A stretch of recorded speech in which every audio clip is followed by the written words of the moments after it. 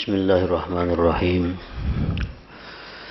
Alhamdulillahirabbil alamin wassalatu wassalamu ala asyrafil anbiya wal mursalin sayyidina maulana Muhammadin wa ala alihi wa sahbihi ajma'in.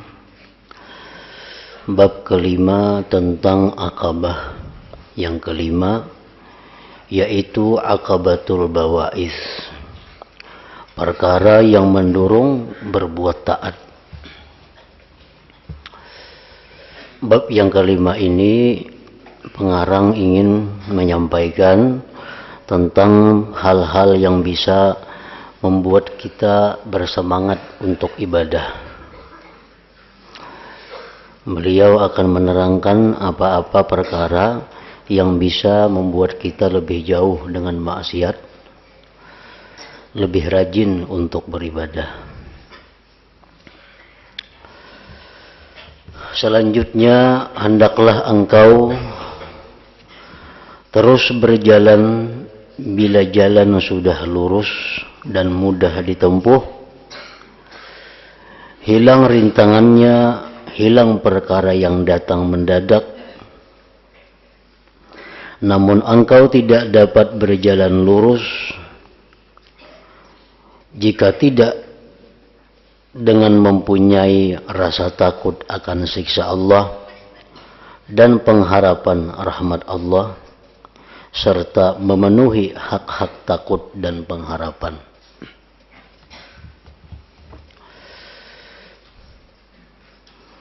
Di dalam diri kita itu kadang-kadang ada merasa malas untuk melanjutkan kebaikan yang telah kita jalani. Umpamanya kita dalam sehari semalaman ini melaksanakan tugas-tugas ibadah. Sembahyang 5 waktu berjamaah.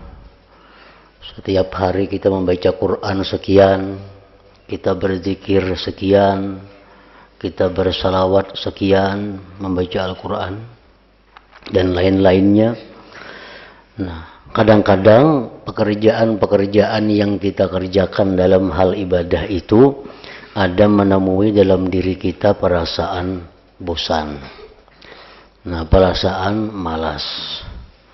Nah, oleh karena itu diperlukan ada hal-hal yang bisa mendorong kita agar tetap rajin, agar tetap bersemangat dalam menjalankan tugas-tugas ibadah itu.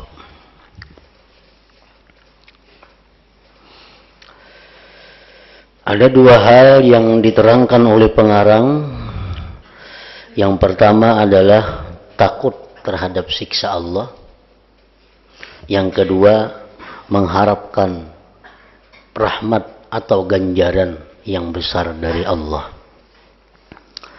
Nah, 2 hal itu bisa dijadikan pemicu apabila kita mengalami kemunduran, bila mana kita mengalami kelemahan, kebusanan dalam meneruskan tugas-tugas yang sudah kita jalani selama ini.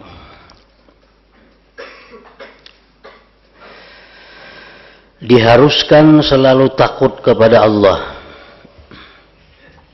sebab adanya 2 perkara.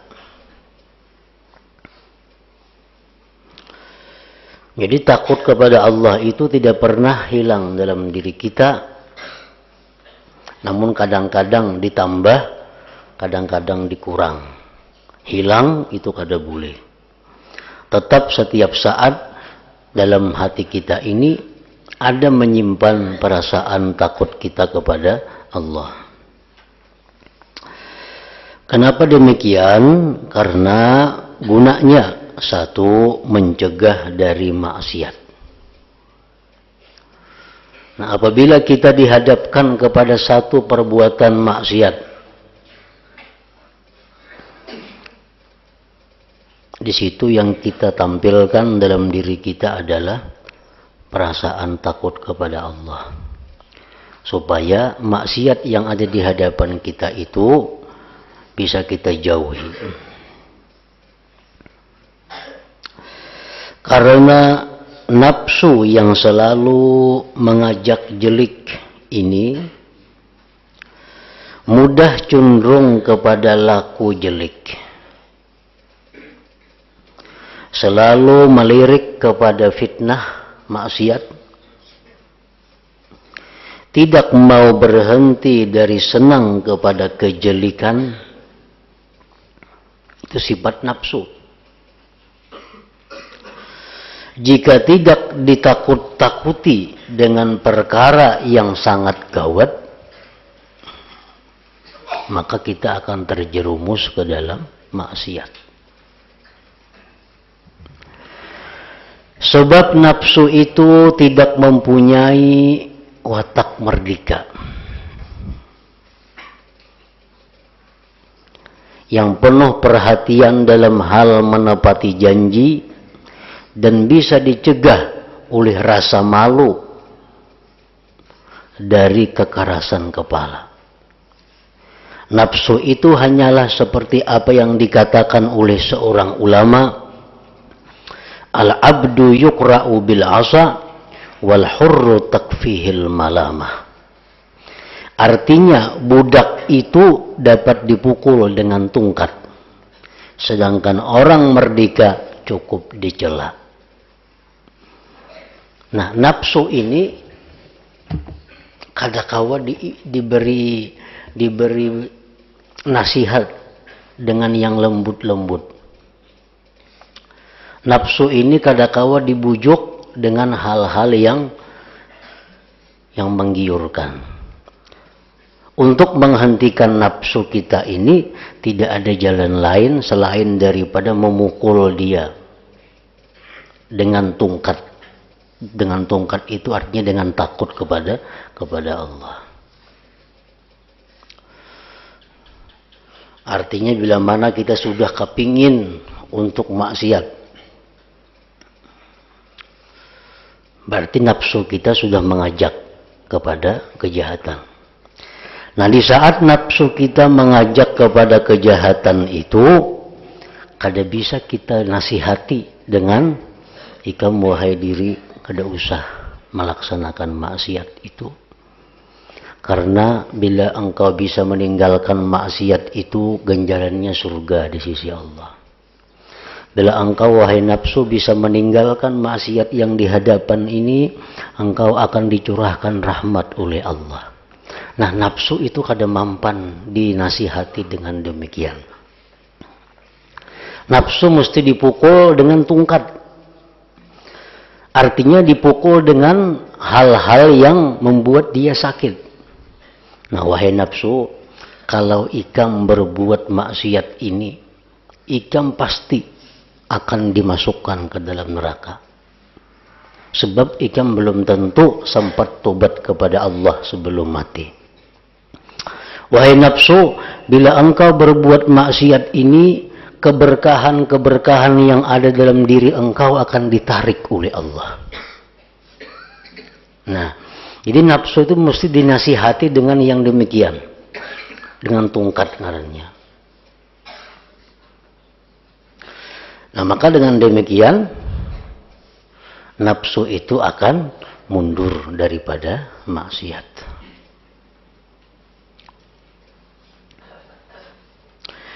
Cara mengatur urusan nafsu, yaitu nafsu harus selalu diketuk dengan cemati pertakut.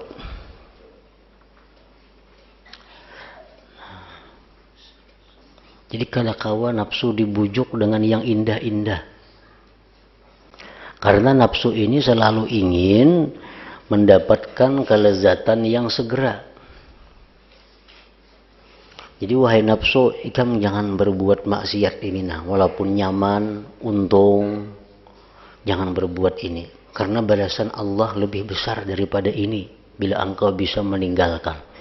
Nah, nafsu kada mampan dinasihati itu. Karena nafsu ini hendak yang segera. Nafsu mesti diketuk dengan cemati.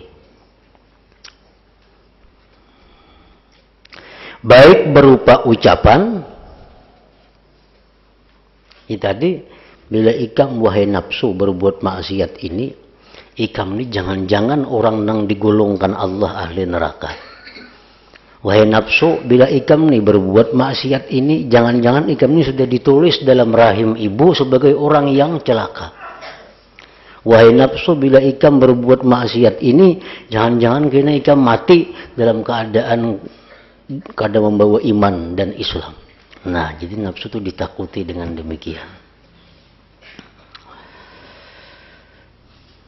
Berupa ucapan, tindakan, atau pikiran. Seperti apa yang dituturkan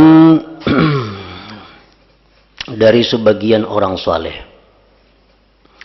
Nafsunya mengajak berbuat maksiat. Ini contoh dengan tindakan dan ucapan.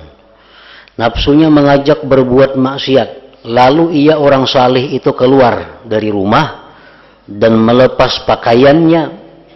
Kemudian berguling-guling di atas tanah yang panas.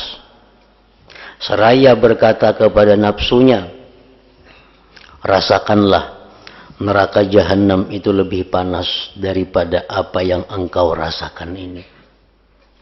Hai orang yang bagaikan bangkai pada waktu malam dan pengangguran di waktu siang. Nah, ini tindakan orang saleh ini sekaligus baik dengan ucapan dan perbuatan untuk memukul nafsu dengan tungkat cemati takut kepada Allah tadi.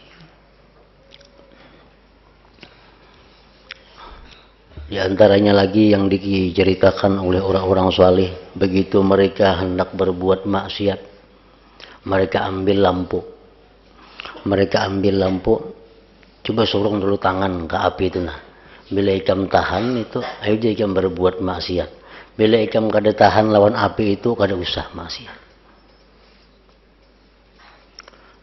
Nah, itu adalah memukul nafsu. Jadi nafsu kada kawa dinasihati dengan hal-hal yang menggiurkan. Nafsu mesti dipukul dengan yang demikian. Setiap orang yang berbuat maksiat, berbuat yang diharamkan Allah, itu dosa pasti dicatat. Itu pasti. Masalah dosa itu diampuni oleh Allah, belum tahu kita. Nah, kita kada tahu dosa kita diampuni kada oleh Tuhan. Kada tahu, nyata kita pasti mengaku berdosa. Setiap kali kita berbuat maksiat, apapun bentuk maksiat itu sudah jadi dosa. Perkara dosa kita itu kita bawa mati, atau dosa kita itu dihapus oleh Allah, kita kada tahu. Nah, sedangkan taat, kita berbuat taat. Pastikah taat itu jadi pahala? Belum tentu. Karena berbuat taat itu ada syarat-syaratnya. Kalau berbuat dosa adalah syarat-syaratnya, rukun-rukunnya. Rukun orang berjudi adalah dengan rukun ini maka dia disebut berjudi, kada ada. Adalah rukunnya orang berzina, kada ada. Adalah rukunnya orang minum arak, adalah rukunnya syaratnya orang berdusta, kada ada. Jadi setiap kali kita berbuat dosa itu jadi dosa. Perkara dosa kita dihapus, diampuni oleh Allah, kita kada tahu. Nah, makanya itu orang-orang dahulu, tadi contohnya, bila mereka dihadapkan kepada satu maksiat, mereka cobai dulu. Begulung di tempat nang panas, maandak tangan ke parak api, bila ikam tahan ini, ayo coba buat maksiat. Karena setiap dosa yang diperbuat itu pasti neraka. Perkara diampuni kada tahu. Bisa kada diampuni. Bujur aja, Allah tuh maha pengampun, Allah maha penyayang, Allah pemberi anugerah, itu bujur aja. Tapi semuaan itu Allah mengampuni, Allah menyayangi, Allah memberi anugerah, pasti dikaitkan dengan lima yasa. Pasti itu lima yasa. Artinya apa? Bagi orang yang dikehendaki Allah. Nah, kita ini dikehendaki Allah atau kada? Kada tahu. Allah mengampuni bagi hamba-hambanya Pasti dikaitkan dalam ayat-ayat lain, limayyasha, bagi orang yang dia kehendaki. Namun kita kada dikehendaki Tuhan dapat ampunan, maka dosa kita itu tabawa mati oleh kita. Bila tabawa mati oleh kita, maka kita akan dibalas dengan balasan siksa.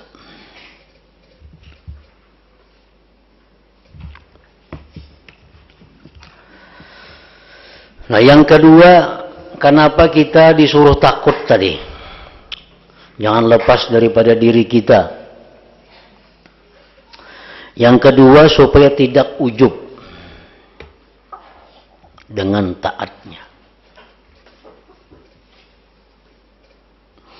Sehingga ujub itu menyebabkan kerusakan. Ujub ini menyebabkan kerusakan. Sifat ujub ini banyak menimbulkan kejahatan, dan lagi sifat ujub ini menghancurkan pahala ibadah kita yang dilakukan. Ujub itu artinya apa? Bahasa Arabnya itu takjub, heran, aneh.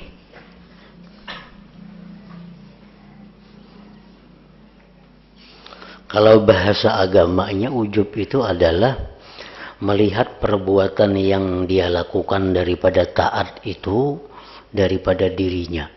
Nah, itu ujub ngarannya. Merasa tadi aku sembahyang malam tadi, merasa malam tadi aku banyak membaca Quran, merasa aku malam tadi banyak berzikir. Nah, itu ujub. Merasa kebaikan-kebaikan itu timbul dari dirinya. Nah, supaya kita jangan ujub ini apa? Ya, antara lain adalah obatnya takut. Malam tadi aku membaca Quran 10 juz, sembahyang 100 rakaat, berzikir 3000, bersalawat 3000, malam tadi sampai subuh. Nah, bila mana diri kita ini merasa takjub dengan itu, maka diobati dengan nasihat. Bujur aja malam tadi baca Quran 10 juz, sembahyang 100 rakaat, zikir 3000, salawat 3000, itu bujur jadi pahala lawan ikam, amun diterima Allah. Mungkin diterima apa? Bujung mengantuk, bujung kada guring. Tahulah ikam diterima Allah malam tadi atau kada tahu. Buat apa kita ujub mung kita kada tahu? Orang tuh 4 ujian. Nah, 4 ujian tuntung menjawab soal jawab, serahkan, beluman lagi didapati, maulah nyoba ambung-ambung kesukaan, adanya mau, belum ada pengumumannya lagi. Jakanya pengumuman lulus, nah ayo ambung-ambung, berarti lambung situ kesukaan. Nah, itu orang beribadah kepada Tuhan. Selama dia beribadah, beluman lagi dia mati, ibadah itu kada kawa dibanggakan. Karena belum didapati oleh Allah, bujur kada ibadahnya. Nah, jadi takut kepada Allah tuh menghindari itu juga, menghindari ujub tadi, bangga dengan dengan taat, bangga dengan kebaikan yang dilakukan. Obati dengan takut tadi.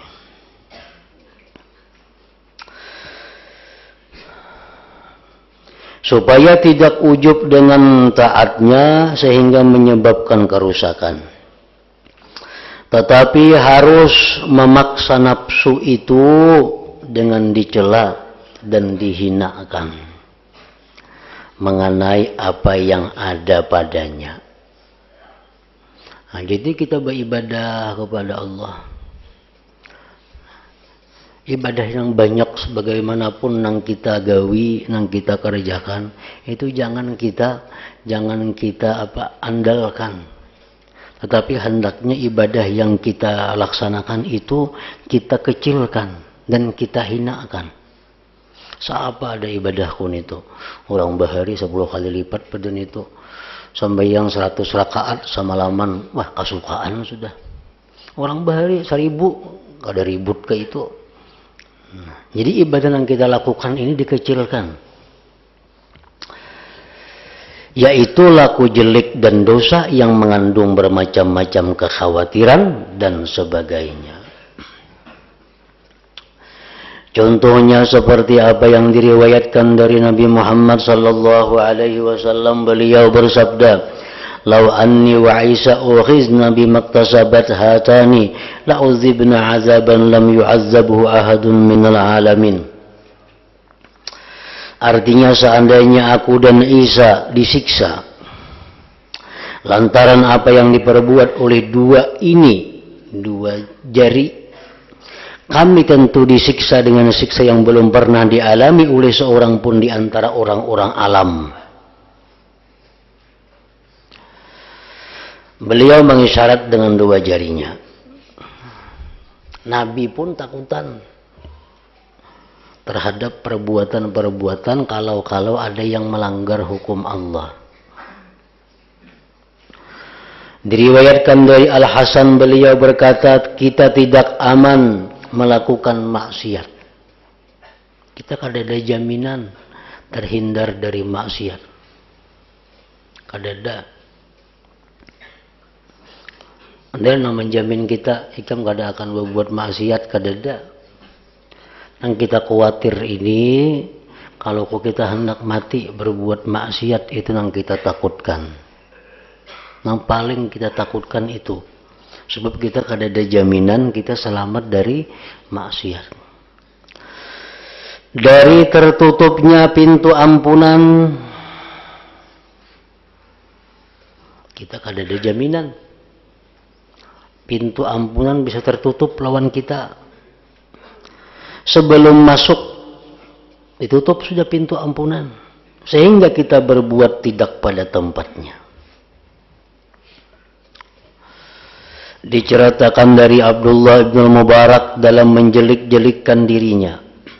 Abdullah bin Mubarak salah seorang aulia Allah, min kibaril aulia, termasuk wali besar pada masanya. Beliau itu selalu menjelik-jelikkan diri, bukan menganggap orang jelek. Nah, kita ini katuju menganggap orang itu jelek, menganggap kita baik. Nah, itu gawian kita. Orang-orang wali dahulu menganggap diri seorang itu jelek, orang lain baik. Ujar Abdullah bin Mubarak, engkau berbicara seperti pembicaraan orang yang zuhud. Karena menuntut ilmu. Kita banyak bapandir macam orang zuhud. Dan engkau beramal seperti amal orang yang munafik. Banyak itu kita. Karena kita ini menuntut ilmu sekian tahun. Kita menuntut ilmu dari berbagai macam guru. Kita banyak dapat petunjuk ilmu. Nah, sehingga kita dengan mudah kita memandirakan itu. Kita membicarakan tentang ini, membicarakan tentang zuhud, membicarakan tentang wara, membicarakan tentang macam-macam. Tetapi perilaku kita itu perilaku orang munafik. Udah sidin ikam ini bisa bapandir lawan zuhud, tapi gawian ikam munafik wahai diri. Sidin menasihati diri sidin seorang. Dan engkau ingin masuk surga pulang. Jauh sekali yang demikian itu. Jauh sekali. Surga ada orang-orangnya sendiri. Surga itu ada orang-orangnya, sudah ampunnya. Orang-orang yang mempunyai surga itu beramal tidak seperti engkau amalkan. Orang-orang surga itu gawiannya kada kayak ikam ini, bang. Orang-orang surga itu pekerjaannya kada kayak pekerjaan ikam ini. Nah, seperti itu Abdullah bin Mubarak memberikan nasihat kepada diri sidin sendiri. Apa yang tersebut di atas dan semisalnya adalah di antara perkara yang hamba wajib mengingatkan kepada dirinya. Wajib kita mengingatkan kepada diri kita. Kita ini semuaan hendak mati ke surga. Semuaan hendak mati ke surga. Tapi gawian kita ini gawian kada orang surga. Nah, gawian kita kada gawian orang surga. Sama orang hendak jadi orang sugih. Tapi gawian orang menganggur. Belingkar di kalambu seharianan guring. Kena bangun duduk mau ngut nang apakah dihayal. hendak jadi orang sugih. Makanya mau duit tuh gugur di langit. Nah, gedebakan di rumah guguran. Kayak itu. Nah, sama dengan halnya surga ini, kita nih hendak jadi orang surga. Tetapi amal-amal kita ini ada amalan ahli surga. Ada amalan ahli surga.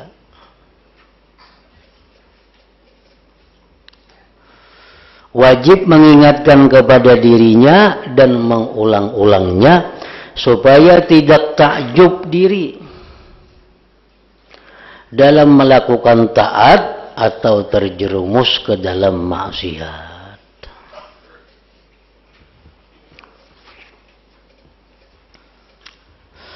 Nah, jadi itu yang perlu untuk memberikan semangat kepada kita selalu taat kepada Allah, untuk memberikan ketakutan kita kepada hal-hal yang maksiat. Maka takut kepada Allah itu mesti ada terus-menerus di dalam hati kita. Kada boleh lepas.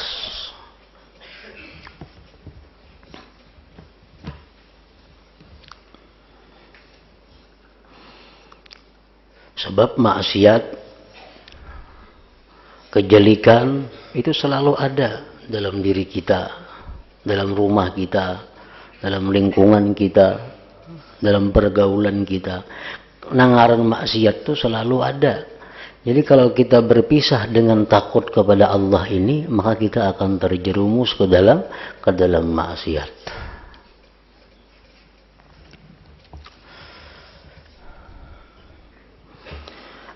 Adapun raja, nah raja ini artinya pengharapan. Diwajibkan juga karena adanya dua hal. Satu, supaya bisa bergairah melakukan taat. Jadi bila kita malas kaina, malas bangun malam, malas beribadah, malas membaca Quran. Nah, di situ kita tampilkan mengharap rahmat Allah. Menikah malas nangka ini beribadah kayak apa? Kayak hendak dapat berkah. Menikah malas kayak ini beribadah kayak apa? Hendak dapat rahmat Allah. Menikah malas kayak ini beribadah kayak apa? Hendak mati husnul khatimah. Menikah malas kayak ini beribadah kayak apa? Kayak hendak selamat di akhirat. Nah, jadi untuk menggairahkan agar selalu taat kepada Allah, maka digunakanlah raja ini. Sebab melakukan kebaikan itu berat. Sebab melakukan kebaikan itu berat.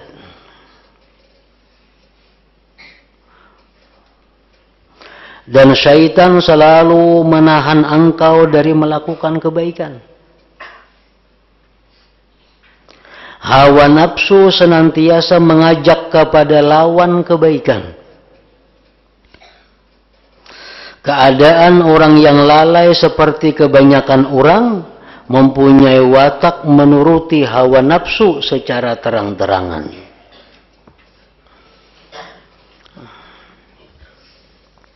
Hawa nafsu kita ini selalu mengajak kita di dalam berbuat kejahatan.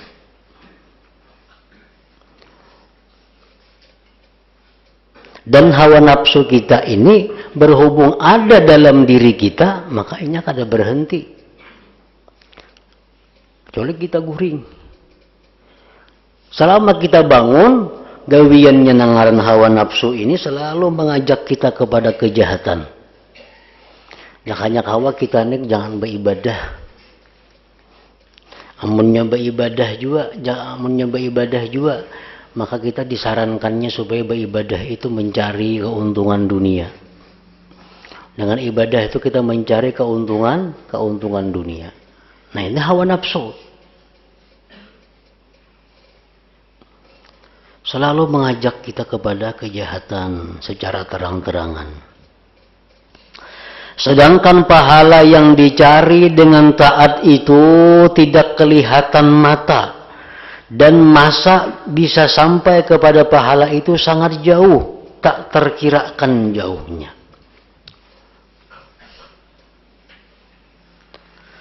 Apabila keadaan adalah semacam ini, tentu nafsu tidaklah bergairah melakukan kebaikan.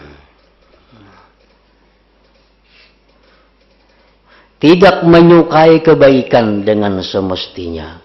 Tidak mau bergerak melakukan kebaikan.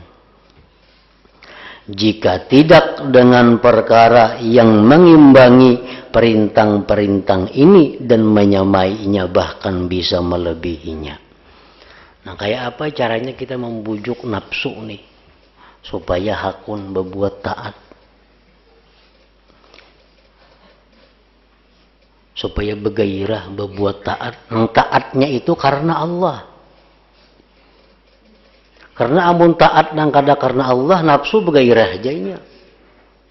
Ini menyumbang, wah ini habis-habisan duit, orang belilang rajin. Nah, sekantungan berduit habis. Tapi itu kada karena Allah, karena diambung orang. Tadi Haji Anu menawar sekian. Ini ada yang lebih, kayak apa itu? Tambahi pulang, bebepanasan. Habis keluar duit. Kan keluar duit itu sebenarnya adalah menyumbangmu sebenarnya ibadah. Cuma karena didorong oleh hawa nafsu, bepanas-panasan, jadi kada ibadah lagi. Nah, nafsu ketujuh lah itu. Sembahyang bila seorangan, sembahyang bakal bergairah. Lintuk, sembahyang bebuya bakal rimut buntung. Tapi bila sembahyang tahu orang banyak, nah rajin. Karena dilitihi orang, dipandang orang. Nah ini nafsu ketujuh itu.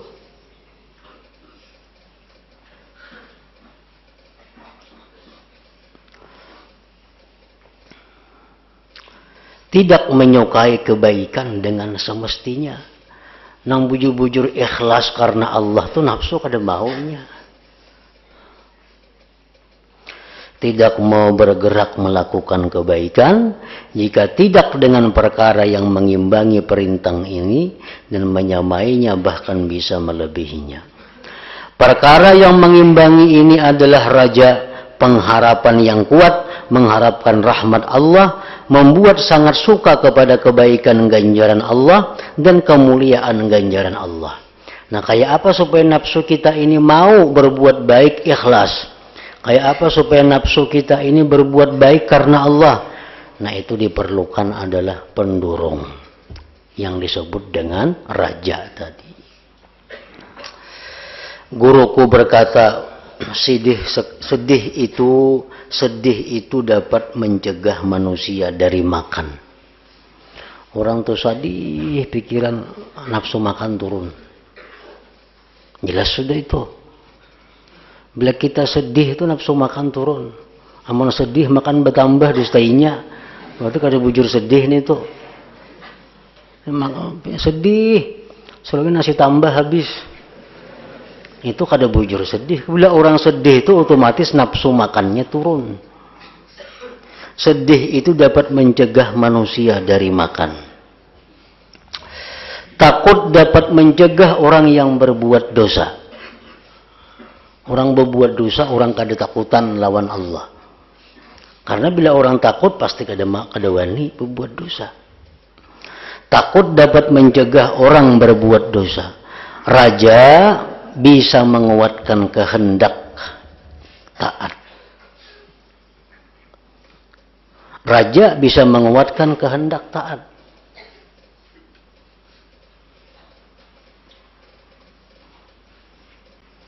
Ingat mati dapat membuat orang membenci kelebihan dunia.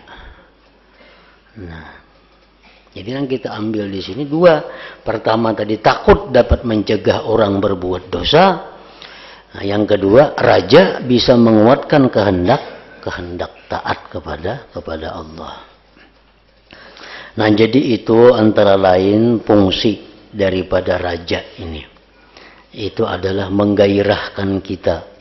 Apabila kita menemui malas, menemui bosan dalam diri kita.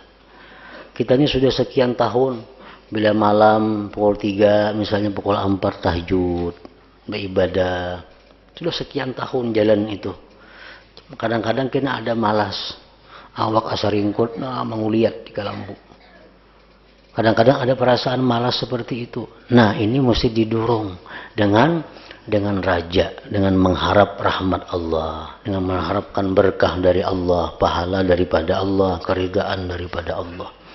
Nah, dengan demikian malas itu bisa dihilangkan. Nah, ke situ. Kemudian yang kedua, kenapa kita harus mengharap? Supaya engkau mudah dan inting menanggung berbagai kesulitan dan kesusahan.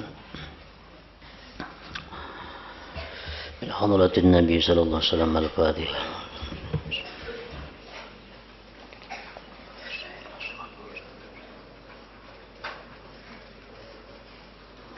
Bismillahirrahmanirrahim. Alhamdulillah rabbil alamin. Wa shalli wa sallim ala sayyidina Muhammad wa alihi wa sahbihi ajma'in.